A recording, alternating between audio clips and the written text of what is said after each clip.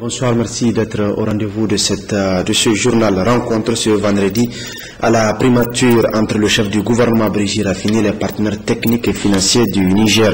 Au centre de ces échanges, le bilan de la gestion des inondations de l'an dernier, les dispositifs à prendre pour les cas de cette année 2013. Le résumé de Oumajimila Moudenchourou et Askou Jibrilla. Réunis autour du Premier ministre, chef du gouvernement Brigitte Raffini, membres du gouvernement, diplomates et représentants des organisations internationales ont échangé sur la question d'actualité qui constitue les inondations. Il s'est donc agi au cours de la réunion d'informer les partenaires techniques et financiers du Niger de la situation des inondations, de requérir leur contribution, mais également de leur demander d'accompagner le gouvernement à répondre aux besoins. En 2012, il faut le rappeler, plus de 97 milliards 149 millions de francs CFA ont été enregistrés en termes de pertes et de dégâts causés par les inondations, et les actions réalisées par l'État et ses partenaires se sont élevées à plus de 13 milliards 338 millions de francs CFA. Cette année, on note à la date du 22 août 2013 5175 ménages sinistrés sur le plan national, et les régions de Tawa et de Maradi sont les plus touchées. S'agissant de la situation actuelle, nous connaissons un mois d'août qui est véritablement un mois d'août, puisque après des hésitations en début de campagne, nous enregistrons une pluviométrie un peu plus que normale jusqu'à présent. Et il y a malheureusement des cas d'inondation, des victimes qui ont été enregistrées et qui se chiffrent à 5175 ménages. Et donc il y a déjà des besoins d'une certaine importance qui ont été quantifiés. Mais nous savons que la situation ne s'arrête pas là. La pluviométrie va certainement continuer. Nous sommes toujours au mois d'août. Ça peut aller jusqu'en septembre. Et d'ici là, on peut enregistrer, en tout cas le risque d'enregistrer d'autres inondations. Les risques existent, les risques sont avérés. Donc nous souhaitons que nos partenaires, comme par le passé, puissent rester à nos côtés et qu'ils puissent nous apporter leur assistance. En ce qui concerne l'État, chaque jour que Dieu fait, nous apportons des réponses évidemment certes modestes, mais qui permettent quand même de soulager les sinistrés que nous avons enregistrés. Alors nous avons véritablement besoin de votre soutien, de votre assistance pour continuer à faire face aux besoins actuels et certainement d'autres besoins qui vont naître au cours de cette période pluvieuse. À cette occasion, les partenaires techniques et financiers du Niger se sont engagés à apporter leur soutien au gouvernement selon les besoins. Engagement pour lesquels le Premier ministre s'est dit satisfait. Je note avec beaucoup de satisfaction l'engagement des différents acteurs, les acteurs gouvernementaux, les acteurs, les représentants des pays amis, les ambassadeurs, les représentants des organisations internationales, les représentants des ONG internationales et nationales. Ça me donne véritablement beaucoup d'espoir dans cette lutte, dans ce combat qui est commun, que nous allons cette année encore continuer à livrer à ce phénomène d'inondation, comme on l'a vu, qui reste une vraie menace également pour l'année 2013. Je souhaite que cet élan, ce même élan de solidarité, effectivement qu'il continue à l'égard des populations nigériennes, à l'égard des autorités du Niger. Nous vous sommes très reconnaissants. Le représentant de la Banque mondiale l'a dit, il est grand temps maintenant, à partir des leçons que nous avons tirées, de s'atteler à l'aspect de la prévention et de la résilience, en tout cas de nos populations dans ce domaine. Et je crois que la réponse qui a été donnée, c'est que nous travaillons ensemble à un programme dans ce sens. Il faudrait que de manière structurelle, nous soyons capables effectivement de prévenir et de gérer efficacement les effets de ces inondations et d'autres catastrophes d'ailleurs qui fragilisent davantage nos populations déjà dans un état de vulnérabilité. L'extérieur, très peu connu. Pour ceux d'entre vous qui voyagent à l'extérieur, vous le savez. Alors, quelle contribution pourrons-nous apporter pour changer cet état de fait? Et à l'intérieur également, il y a un gros déficit de communication.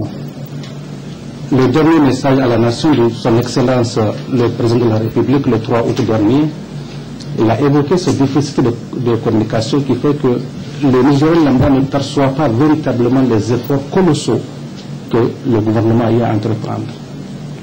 Alors, qu'est-ce que nous allons faire ensemble pour changer cet état d'esprit?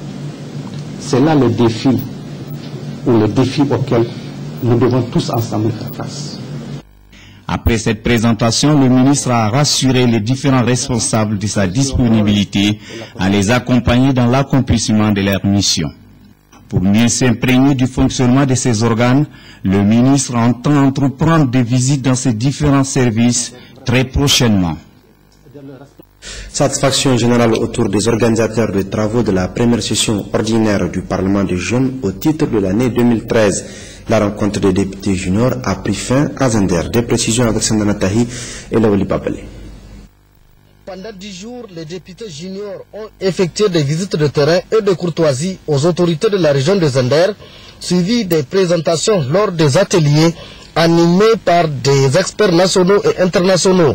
Toutes choses qui font d'eux des acteurs avertis, susceptibles de jouer pleinement le rôle du premier plan dans les actions de développement. Tout cela traduit la détermination de toutes les composantes de notre nation à bâtir une société fondée sur les principes et les valeurs de paix, de démocratie et de l'état de droit.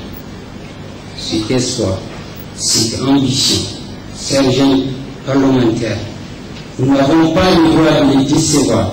En effet, nous avons le devoir de continuer à mériter la confiance placée en la jeunesse dont nous sommes les représentants. Cela doit se traduire dans nos comportements au quotidien. Nous avons le devoir d'un comportement exemplaire en tout temps et en tout lieu. Notre législature de 2 ans, qui s'achève, aura donc été un succès. Plusieurs activités n'ont jamais et loin d'être exhaustifs. Je voudrais vous rappeler les sessions tenues en région. Au cours de celle-ci, des questions relatives à la vie de notre pays, en ce qu'elle affecte les jeunes, ont été évoquées à la satisfaction des membres de notre Parlement. À noter que ces travaux se sont conclus par une prise de photos de famille, des chaudes poignées de main et un pot d'au revoir organisé par le gouverneur de la région de Zander, Omar Ousseid Issaka, à l'honneur des députés juniors. Les députés juniors ont enfin décerné des témoignages officiels de satisfaction au président du réseau des jeunes parlementaires Idriss Medaji et au surveillant des jeunes Issoufou Hassan pour leur bons et loyaux services rendus au Parlement des jeunes nigériens. Le Forum national sur la paix, la non-violence et la lutte contre l'extrémisme s'est également achevé. Organisé par le programme Paix à travers le développement, phase 2, PDF, des recommandations importantes ont sanctionné la fin des travaux. Maria Madakou, Mahamadou Adamou. Après 3 jours d'échanges fructueux, de réflexion et de formation autour des thématiques portant sur la mission du PDF-D, ainsi que le concept de l'extrémisme violent, rôle et responsabilité des jeunes dans la lutte contre ce phénomène au Sahel, ce forum national organisé par le programme Paix à travers le développement a clôturé ses assises. Tout comme le coordonnateur national de la jeunesse et le responsable programme Afrique du PDF-2, le chef d'équipe PDF-2 a tenu à exprimer toute sa satisfaction à l'issue de ses travaux.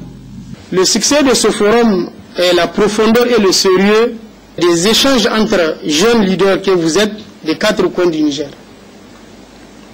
De même que la richesse et la diversité des thématiques développées. Je ne doute point que ce forum a sans nul doute offert aux jeunes leaders que vous êtes la possibilité d'acquérir de nouvelles compétences d'animation de groupe et d'assumer votre rôle de leader dans la planification d'activités et l'exécution des projets collectifs, ainsi que renforcer votre résilience face à l'extrémisme violent qui menace vos localités respectives. Cette formation de 112 heures a été d'un apport indéniable selon les jeunes leaders du Niger. En termes de l'extrémisme violent, vraiment, on a eu à définir les concepts. Il y a plein de choses qu'on ne connaît pas. Maintenant, on vient vraiment d'avoir des éclaircissements parce que les formateurs, vraiment, ils ont été fidèles.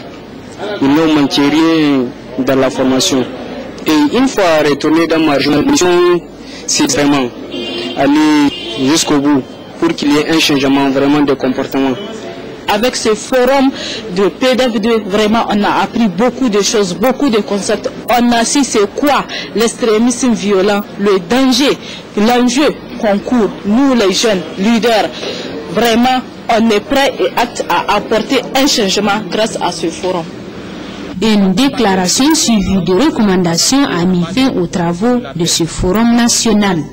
Déclaration dans laquelle les jeunes leaders demandent à l'État nigérien la mise en œuvre de la politique nationale de la jeunesse, particulièrement en son axe stratégique 4, et le PDF2 a toujours accompagné les jeunes leaders pour une meilleure promotion de la paix, la non-violence et la lutte contre l'extrémisme violent dans notre pays.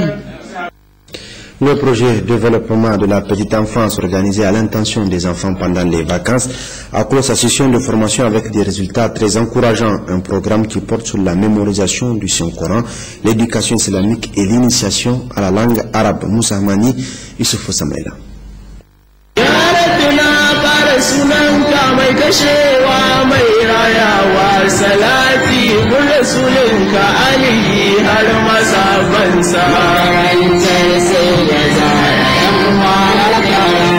Ce projet de développement de la petite